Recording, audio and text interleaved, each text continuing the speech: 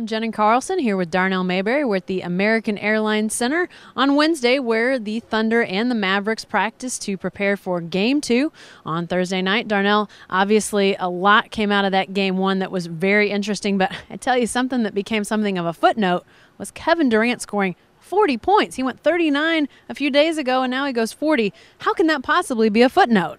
Dirk Nowitzki.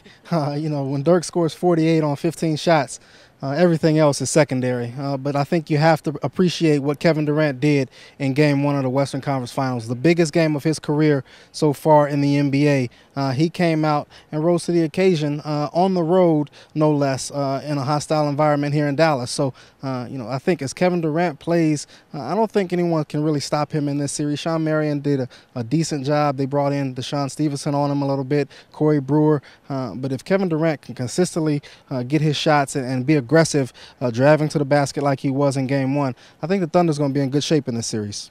Dirk Nowitzki, that 48 points, really a marvelous night. What does the Thunder do to try to negate that? I mean, they're not going to stop him, but how do you slow him down a little bit? Well, I think, first of all, you got to stop fouling. I mean, if he makes tough jump shots, you pat him on the back and say, good job. You go down the court and you try to score on him. But you can't put him on the free throw line 24 times. It looks like the refs are not going to let them play physical in this series, so you got to keep your hands off of him and avoid those touch fouls. But half of his points can't come from the free throw line. If you can limit him to about 30 maybe instead of 48, you're going to give yourself a better chance of winning. And then you can't let him be a playmaker like he was. He also created some shots for his teammates, Jason Kidd, Jason Terry. He can't have it all working like he did in Game 1. The Thunder's got to be able to shut off something, whether it's his free throws or his passing ability. Hey, let's take a listen to what both the Thunder and the Mavericks had to say as they head into Game 2 on Thursday night. Well, it's hard to score 40 a night, and we're hoping that Dirk can't sustain, the 48 a night.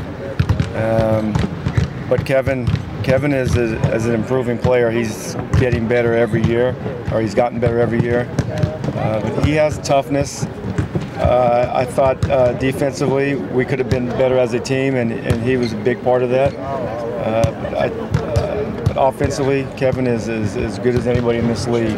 We were down 5 with about 3-4 minutes to go, and they made more plays than we did. And we just got to stay positive. That's one thing we have to do. And believe that we have a good chance, and that's what it's all about right now. It's all about wins. It's not about who scores the most points, gets the most rebounds. It's all about wins and how we can get there.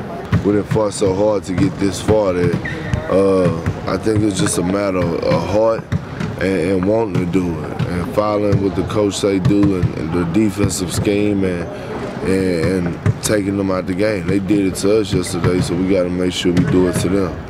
Definitely, man. That's why it's called a 7-game series, and it's the first team to win 4 games. And right now we're down 1, but definitely doesn't count us out. Coming back, Game 2, we know he's going to play better, and we're going to have to be ready to, make every effort to keep him in front of us.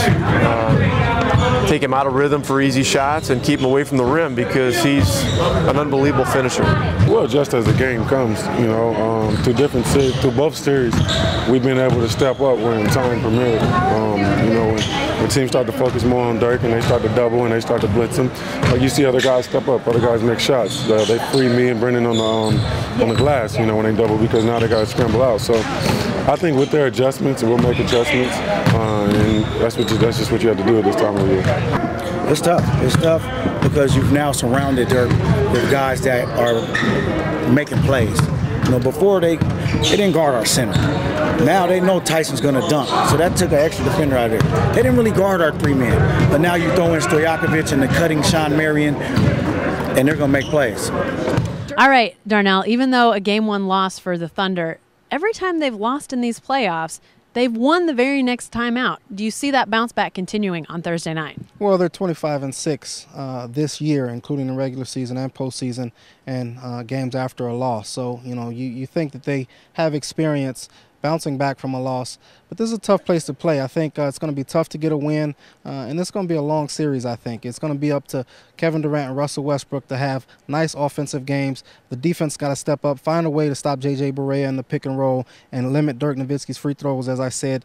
If they do that, they'll be able to get a win. That's a lot to ask for, though. All right, we'll see what happens on Thursday night, 8 p.m., right here at the American Airlines Center. And stay with News OK and the Oklahoman for all your Thunder coverage.